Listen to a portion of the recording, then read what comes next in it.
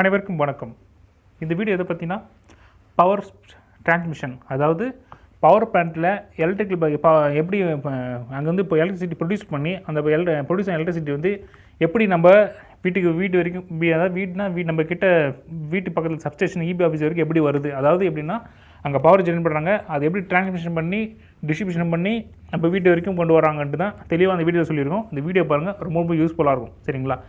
First time நம்ம சேனலில் பார்க்குறதா இருந்தால் சப்ஸ்கிரைப் பண்ணுங்கள், அப்கம் நோட்டிஃபிகேஷன் வரும். அது மட்டும் இல்லைங்க, எலக்ட்ரிக் வந்து நாங்கள் சும்மா நிறைய விஷயம் சொல்லியிருக்கோம். இப்போ தான் நாங்கள் பேசிக் கான்செப்ட் வந்துருக்கோம். இதுக்கு முன்னாடி பார்த்தீங்கன்னா எலக்ட்ரிக் ஜாபை பற்றி சொல்லி கொடுத்துருக்கோம். இது வந்து நம்ம இப்போ இந்த வீடியோ நீங்கள் பார்க்குறது இந்த பார்ட் 2 வீடியோ பாருங்கள். பார்ட் 1 வீடியோ வந்து நான் டம்லைன் பார்க்குறீங்க பற்றி நீங்கள் பார்த்துருக்கேன் டம்லைனு, நான் லிங்க் வந்து டிஸ்கிரிப்ஷன் கொடுக்குறேன், அதை செக் பண்ணுங்கள். அது இல்லைனா நம்ம சேனலில் பிளேலிஸ்ட் வீடியோ செக் பண்ணுங்கள், அதில் நிறைய எலக்ட்ரிக் வீடியோ சம்மந்தம் நிறைய போட்டிருக்கோம். ஃபஸ்ட்டு எலக்ட்ரிக் ஜாப் என்னென்ன ஒர்க் பண்ணுறாங்க, அதனால் என்னென்ன பெனிஃபிட்டு, அது அந்த ஜாப் வந்து எப்படி ஒர்க் பண்ணணும், எங்கெங்கெல்லாம் என்னென்ன கம்பெனி இருக்குது, அப்படி டீட்டெயிலாக இன்ஸ்டால் பண்ணியிருக்கோம். அதுக்கப்புறம் நாங்கள் ஜாபுக்குள்ளே வந்திருக்கோம், ஃபீல்டுக்குள்ளே வந்திருக்கோம். ரொம்ப யூஸ்ஃபுல்லாக இருக்கும். தயவுசெய்து ஷேர் பண்ணுங்கள், சப்ஸ்கிரைப் பண்ணுங்கள், பெல் ஐக்கன் கிளிக் பண்ணுங்கள். நாங்கள் நிறைய வீடியோ போட்டுட்ருக்கோம். நிறைய பேர் நிறைய நோட்டிஃபிகேஷன் வரமாட்டேங்குன்னு சொல்லிட்டு கமெண்ட் பண்ணுறீங்க. நீங்கள் அதெல்லாம் செக் பண்ணால் ரொம்ப யூஸ்ஃபுல்லாக இருக்கும். லைசன்ஸ் பற்றியும் சொல்லியிருக்கோம், எலக்ட்ரிக் லைசன்ஸ் பற்றி சொல்லியிருக்கோம், எலக்ட்ரிக் ஜாப் எப்படி சர்ச் பண்ணணும் சொல்லி கொடுத்துருக்கோம். எல்லாமே யூஸ்ஃபுல்லாக இருக்கும். தயவுசெய்து எல்லாருக்கும் ஷேர் பண்ணுங்கள், தெரியப்படுத்துங்க, கன்வின்ஸாக சப்போர்ட் பண்ணுங்கள். தேங்க்யூ. இப்போ நம்ம வீடியோக்குள்ளே போகலாம். எப்படி பவர் வந்து எப்படி என்னென்ன எக்யூப்மெண்ட்லாம் யூஸ் பண்ணி எப்படி ட்ரான்ஸ்ஃபர் பண்ணுறாங்கன்ட்டு இந்த வீடியோவில் நம்ம பார்ப்போம். அதாவது பார்த்தீங்கன்னா electric supply, AC power supply பற்றி பார்க்குறோம். அதாவது AC power supply layout scheme பற்றி பார்க்கணும். ஜென்ரலாக வந்து எப்படி காமனாக தெரியுற மாதிரி. சரிங்களா? ஏசி பவர் சப்ளை பார்த்தீங்கன்னா 2 விதமாக ஃபங்க்ஷன் நடக்குது. என்னென்ன பார்த்தீங்கன்னா ஒன்று டிரான்ஸ்மிஷன் சிஸ்டம், ஒன்று டிஸ்ட்ரிபியூஷன் சிஸ்டம். சரிங்களா? இதுதான் டிரான்ஸ்மிஷன் சிஸ்டம், அதாவது ஏசி பவர் சப்ளையோட பேசிக் லேஅவுட் டிரான்ஸ்மிஷன் சிஸ்டம். எப்படி பவர் வந்து ஜென்ரேட் ஆகிட்டு நம்ம டிரான்ஸ்மிஷன் மூலயமா டிஸ்ட்ரிபியூஷன் ஆகி நம்ம வீட்டுக்கு எப்படி வருதுன்றது பேசிக் ஸ்ட்ரக்சர். சரிங்களா? இதுதான் நீங்கள் பார்த்துட்டு இதுதாங்க பேசிக் லேஅவுட்.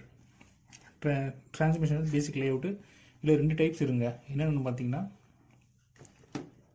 Transmission, distribution. இதில் வந்து 2 டைப்ஸ் இருக்குங்க. அதாவது ஒன்று டிரான்ஸ்மிஷன், ஒன்று டிஸ்ட்ரிபியூஷன். எது டிரான்ஸ்மிஷன் அப்படின்னு பார்த்தீங்கன்னா உங்களுக்கு புரியுற கோசம் நான் டீட்டெயில் எக்ஸ்பிளைன் பண்ணுறேன் பாருங்கள். இது பார்த்தீங்கன்னா இது ஒரு பார்ட்,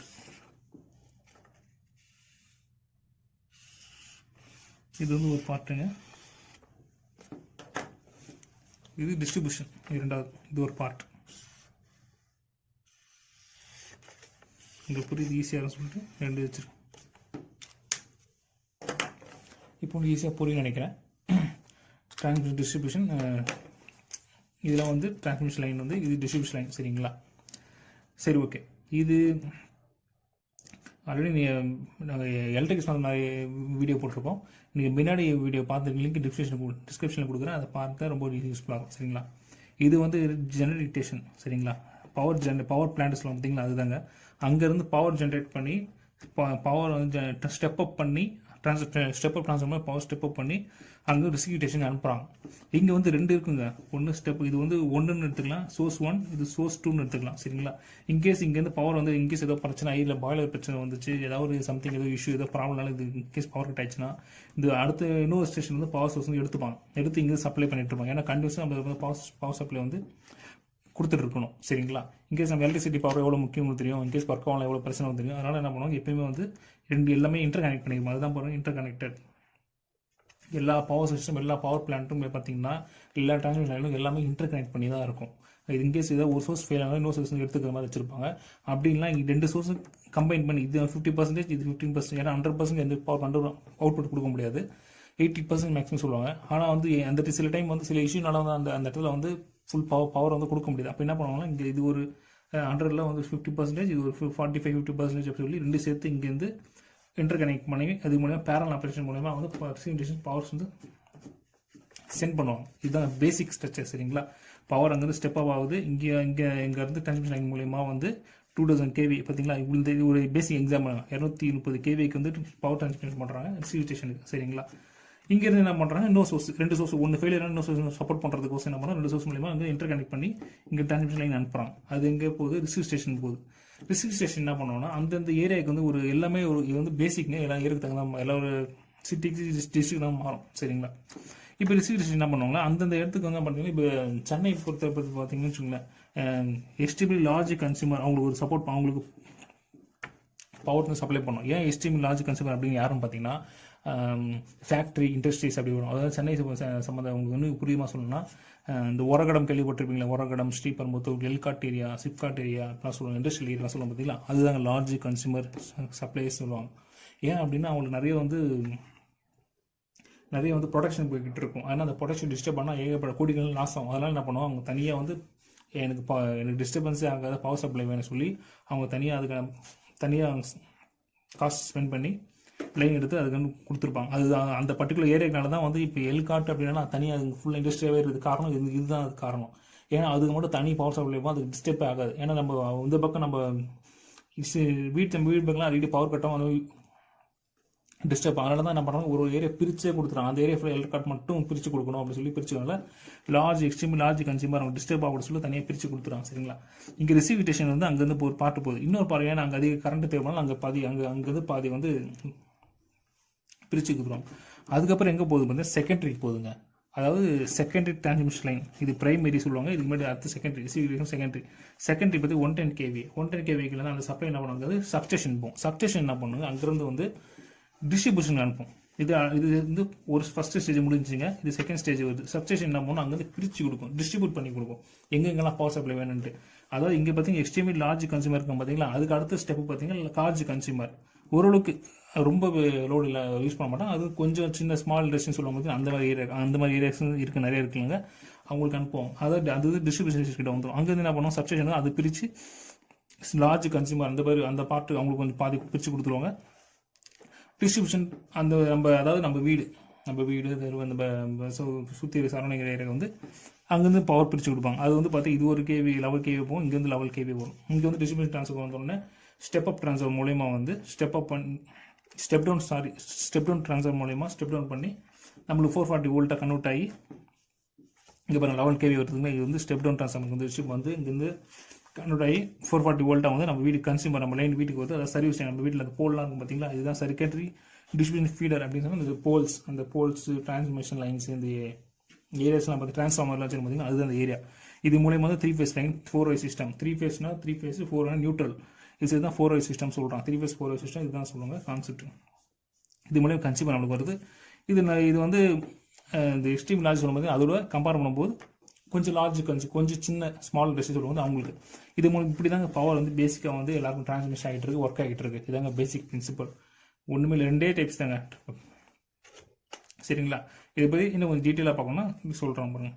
பவர் டிரான்ஸ்மிஷன் லைனு அங்கே வந்து பவர் ஏசி பவரில் வந்து 2 டைப்ஸ் இருக்குதுங்க. பவர் சப்ளை டிரான்ஸ்மிஷன் பண்ணுறது 2 டைப்ஸ் இருக்குது. என்னென்னா டிரான்ஸ்மிஷன் சிஸ்டம், டிஸ்ட்ரிபியூட் சிஸ்டம். இந்த 2 சிஸ்டம் யூஸ் பண்ணி தான் பவர் பண்ண அந்த பவர் சப்ளை வந்து மக்களுக்கு வந்து டிஸ்ட்ரிபியூட் பண்ணுறான். சரிங்களா. டிரான்ஸ்மிஷன் வந்து ஒரு ஒரு சோர்ஸ் 2 சோர்ஸ் அங்கே பவர் சப்ளை வருது. அங்கே ஸ்டெப் அப் ட்ரான்ஸ்ஃபார்மர் மூலமாக வோல்டேஜ் வந்து இன்க்ரீஸ் பண்ணி ரிசீவிடேஷன் அனுப்புறாங்க. ரிசீவிடேஷன் ஒரு பார்ட் வந்து லார்ஜ் கன்சியூமர் கொடுக்குறாங்க, இன்னொரு வந்து 210 அங்கேருந்து ரிசீவிடேஷன் வந்து செகண்டரி டிரான்ஸ்மிஷன் போகுது. அங்கேருந்து நம்ம சப்ஸ்டேஷன் அனுப்புறாங்க. சப்ஸ்டேஷன் வந்து ஒரு பார்ட் வந்து லார்ஜ் கன்சியூமர், இன்னொன்று வந்து நம்மளுக்கு வந்து பீப்புள்ஸ் கஸ்டமர்ஸ் அவங்க அனுப்புகிறாங்க. இதுதாங்க பேசிக் கான்செப்ட். உங்களுக்கு புரியும் நினைக்கிறேன். இப்போ நம்ம என்னென்னு பார்க்க போகிறோம்னா, ஓகே இப்போ வந்து பேசிக்காக வந்து உங்களுக்கு ஒரு ஐடியா கிடச்சிடும், எப்படி டிரான்ஸ்மிஷன் லைன் எப்படி பவர் சப்ளை டிரான்ஸ்மிஷன் ஐடியா தெரிஞ்சிருக்கும். இதுக்கு என்னென்ன எக்யூப்மெண்ட்லாம் யூஸ் பண்ணுவாங்க, ஒரு பேசிக் தான், ரொம்ப டீப்பாலாம் போடுங்க, நம்ம டீப் பேசிக் சொல்லுவோம். இதுக்கு என்னென்ன எக்யூப்மெண்ட்லாம் யூஸ் பண்ணுவாங்க, அது எப்படி யூஸ் பண்ணி அதுக்கு என்னென்ன சப்போர்ட்லாம் அதை பண்ணி பவர் டிரான்ஸ்மிஷன் பண்ணால் ஒரு பேசிக்காக சில நோட்ஸ் எடுத்து வச்சிருவோம். அது உங்களுக்கு ரொம்ப யூஸ்ஃபுல்லாக இருக்கும். சரிங்களா. பாருங்கள், இது பேசிங்க டிரான்ஸ்மிஷன் லைன் வந்து பவர் எப்படி இதாகும் பார்த்தீங்கன்னா, இப்போ வந்து டிரான்ஸ்மிஷன் லைன் என்னென்ன equipment elements of transmission line என்னென்ன எக்யூப்மெண்ட்லாம் யூஸ் பண்ணி டிரான்ஸ்மிஷன் பவர் சப்ளை வந்து எப்படி கொண்டு வராங்க அர்த்தம். அது பார்த்தீங்கன்னா 2 டைப்ஸ் இருக்குது. Over head transmission system, under ground transmission. Under ground transmission பூமி வழியாக பள்ளம் தோண்டி அது மூலம் கேபிள் லே பண்ணி அது மூலியமாக கொண்டு வர சப்ளை. இன்னொன்று ஓவர் ஹெட் சிஸ்டம், மேலே நீங்களே பார்த்தீங்கன்னா நிறைய டவர்ஸ்லாம் வச்சு ஸ்டீல் டவர்ஸ்லாம் வச்சு அது மூலிமா வந்து பவர் சப்ளை எப்படி டிரான்ஸ்மிஷன் பண்ணுறாங்க. 2 இது இருங்க. அது அதிகமாக எல்லாரும் யூஸ் பண்ணுறது பார்த்தீங்கன்னா ஓவர் ஹெட் டிரான்ஸ்மிஷன் அதிகமாக யூஸ் பண்ணாங்க. அண்டர் கிரவுண்ட் டிரான்ஸ்மிஷன் யூஸ் பண்ணுவாங்க. ஆனால் வந்து அது அந்தளவுக்கு சேஃப்டி இருக்காது. ஏன்னா விசிபிள் எலக்ட்ரிக் வந்தபடி ஹை வோல்டேஜ் வரலாம், விசிபிளாக இருக்கிறது தான் பெஸ்ட்டு. சரிங்களா. அண்டர் கிரவுண்ட் வந்து லோ வோல்டேஜ் எல்டி சைடு வந்து யூஸ் பண்ணுறவங்க அதிகமாக யூஸ் பண்ணுவாங்க. சரிங்களா. ஆனால் மோஸ்ட் ஆஃப் பேர் ஓவர் டிரான்ஸ்மிஷன் யூஸ் பண்ணிட்டு இருக்காங்க. சரிங்களா. இப்போ அது யூஸ் பண்ணுறாங்க. சரி, அது எப்படி யூஸ் பண்ணுறோம்னா கண்டக்டர் மூலயமா தான் வந்து நம்ம வந்து பவர் சப்ளை வந்து நம்ம வீட்டுக்கு வருது. சரிங்களா? என்னென்ன அப்படின்னு பார்த்தீங்கன்னா, என்ன கண்டக்டர் அப்படி யூஸ் பண்ணுறாங்க பார்த்தீங்கன்னா ACSR அப்படின்னு சொல்லுவாங்க. அது என்னன்னா அலுமினியம் கேல்வனைஸ்டு ஸ்டீல் கேடியம் காப்பர் அப்படின்னு சொல்லுவாங்க. அந்த இது அலுமினியம் கேல்வனைஸ்டு ஸ்டீல் ரெசிஸ்டன்ஸ் சொல்லுவாங்க, இல்லை கேடியம் காப்பர் சொல்லுவாங்க. அது வந்து யூஸ் பண்ணி தான் அதை வந்து டிரான்ஸ்மிஷன் யூஸ் பண்ணுறாங்க. டிரான்ஸ்மிஷன் டிஸ்ட்ரிபியூஷன் யூஸ் பண்ணி பவர் வந்து டிரான்ஸ்மிட் பண்ணுறாங்க. ஏன் இது யூஸ் பண்ணுறாங்க பார்த்தீங்கன்னா, இது வந்து low cost, low weight, good conductivity and high capacity, high strength conductor அப்படின்னு சொல்லுவாங்க. இது லைஃப் லாங் வரும், அதிக நல்லா உழைக்கக்கூடியது. ஏன்னா மற்றது கம்பேர் பண்ண பார்த்தீங்கன்னா காப்பர்ஸ்லாம் பார்த்தீங்கன்னா விலை அதிகம், அதுக்கு ரேட் அதிகம், வெயிட் அதிகம், இது மாதிரி வந்து நிறைய விஷயங்கள் வந்து டிஃபர் ஆகுது. அதனால் காஸ்டிங் பொடி கண்டிப்பாக எல்லாம் பார்ப்பாங்க. அப்படி பார்க்கறதுனால வந்து ACSR வந்து கொஞ்சம் பெஸ்ட்டாக வந்து அதை யூஸ் பண்ணிட்டு இருக்காங்க. சரிங்களா? ரெண்டாவது டிரான்ஸ்ஃபார்மர் ஏன் யூஸ் பண்ணுறாங்க அப்படின்னு பார்த்தீங்கன்னா, உங்களுக்கு தெரியும் step up and step down, அந்த இடத்துக்கு ஏற்ற மாதிரி சென்டிங் அண்ட் ரிசீவிங் ஸ்டேஷன் அங்கே வந்து அந்த ஸ்பீட்லாம் தகுந்த மாதிரி அந்த இடத்துக்கு தகுந்த மாதிரி எவ்வளோ வோல்டேஜ் எப்படி வேணும்னு நம்ம இது யூஸ் பண்ணி நம்ம ஸ்டெப் அப் ஸ்டெப் டவுன் பண்ணிக்கலாம். அடுத்து லைன் இன்சுலேட்டர் அப்படி பார்த்தீங்கன்னா சப்போர்ட். நீங்களே பார்த்துட்டு இன்சுலேட்டர்ஸ் வந்து நான் உங்களுக்கு இமேஜ் கூட லாஸ்ட்டாக வீடியோ முடியும் சொல்கிறேன், உங்களுக்கு ஈஸியாக இருக்கும். இன்சுலேட்டர் பார்த்தீங்கன்னா வச்சுங்களேன், சப்போர்ட் ஒரு கேபிள் இருக்குன்னு வச்சுங்களேன். இதில் பார்த்தீங்கன்னு சொல்லிட்டுல இது வந்து ஒரு இதான் சப்போர்ட். இது உங்கள் வீட்டில் நார்மல் கரண்ட் மேலே பார்த்துருக்கீங்களா, இதுதான் கரண்ட் இப்படி இருக்குன்னா இதுதான் இன்சுலேட்டர். இங்கேருந்து கேபிள் போகும். ஏன் இந்த கேபிள்னா இந்த சப்போர்ட், அந்த இன்சுலேட்டர் வச்சு டைப் பண்ணி தான் இங்கே வந்து சப்போர்ட்டுக்கு யூஸ் பண்ணுறது தான் இன்சுலேட்டர். சரிங்களா? இது பேர் வந்து போல். சரிங்களா? அதை பற்றியும் வருது, அதையும் பார்ப்போம். இதுதான் இன்சுலேட்டர். சரிங்க, பேசிக். சரிங்களா? அதில் இன்சுலேட்டர் மெக்கானிக்கல் சப்போர்ட் பார்த்தீங்களா, mechanical support, line conductor, isolate, இந்த எலக்ட்ரிக்கல் ஃப்ரம் த கிரவுண்ட் போர்ட்டிகல் அப்படின்னு சொல்லுவாங்க. சரிங்களா? அடுத்து சப்போர்ட் தான் சொல்கிறது. இன்சுலேட்டர் யூஸ் பண்ணுறது சப்போர்ட் பார்த்தீங்கன்னா போல். அதான் அந்த போல் தான் பார்த்தீங்கன்னா உட்டன் போலில் இருக்குது, ஸ்டீல் போல் இருக்குது, கான்கிரீட் போல் இருக்குது, ஸ்டீல் டவர்ஸ் இருக்குது. இதெல்லாம் உங்களுக்கு ஆல்ரெடி பார்த்துருப்பீங்க. ஸ்டீல் டவர்ஸ் எல்லாமே எஸ்டி லைன் யூஸ் பண்ணுறது. உட்டன்னா முன்ன மரத்தில் யூஸ் பண்ணியிருந்தாங்க, இப்போ வந்து ஸ்டீல் தான் அதிகமாக இருக்குது. இப்போ கான்கிரீட் போல் ரொம்ப அதிகமாக இருக்குது. ஸ்டீல் இருந்தால் அது டேஞ்சர் தான், எங்கே ஷாக் அடிக்கும், எர்த் அடிக்கும், எல்லாமே இருக்குது. அதனால தான் கான்கிரீட் போல் வந்து யூஸ் பண்ணி நிறைய யூஸ் பண்ணிட்டு இருக்காங்க இப்போ இந்த இடத்துல. சரிங்களா? ப்ரொடெக்டிங் டிவைஸ், அதாவது பாதுகாப்பு. ப்ரொடெக்டிவ் டிவைஸ் அந்த சிஸ்டத்தை வந்து எது பாதுகாக்கிறது, ஒரு சிஸ்டம் மேலே சேவ் பண்ணுறதுக்கு. அது வந்து கிரவுண்டிங் ஒயர்ஸ், அதாவது பார்த்தீங்கன்னா எர்த்திங் சொல்லுவாங்க. அது அந்த ஒரு போலுக்கும் அது அதில் ஒரு கேபிள் கனெக்ட் பண்ணி அது கீழே கிரவுண்ட் பண்ணியிருப்பாங்க. ஏன்னா எர்த் அடிக்க கூட சேஃப்டி பர்பஸ் கோசம். சரிங்களா? லைட்டிங் ஹர்ஸ் வச்சிருப்பாங்க, இடிதாங்கி. அது உங்களுக்கு வரும், இடிதாங்கி அதில் அரெஸ்ட் பண்ணி கீழே தள்ளுறது. சர்க்கிட் பிரேக்கர்ஸ் அதாவது சேஃப்டி பர்பஸ் வச்சிருப்பாங்க.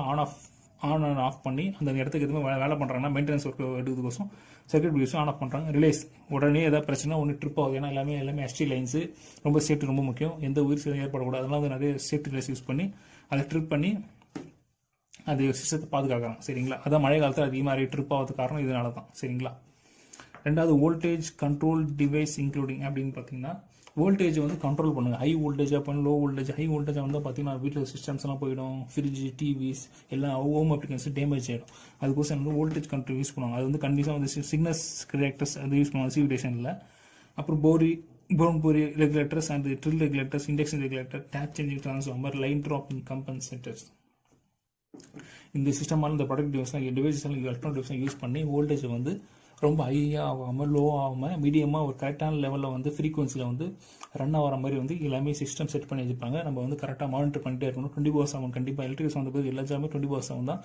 அது ஆல்ரெடி நிறைய இன்ஃபார்ம் பண்ணியிருக்கோம். இதான் பாருங்கள், இதெல்லாம் யூஸ் பண்ணி தான் நம்ம எலக்ட்ரிக்கல் பவர் சிஸ்டம் வந்து நம்மளுக்கு வந்து பவரை வந்து நம்ம டிரான்ஸ்மிஷன் பண்ணுறோம். இதுதாங்க வந்து எலக்ட்ரிக்கல் பற்றி பேசிக்கான விஷயம். இதாங்க சொல்லிக்கிறதுல பேசிக் லைட் மிஸ் 11 அப்படின்னு சொல்லிட்டு இதுன்னா இது எல்லாமே யூஸ் பண்ணிட்டோம். இது அதை தவிர்த்து இன்னும் சில விஷயங்கள் பார்த்தீங்கன்னா கம்யூனிகேஷன் எக்யூப்மெண்ட் சொல்லுவாங்க, கரண்ட் லிமிட் ரியாக்டர்ஸ் சொல்லுவாங்க.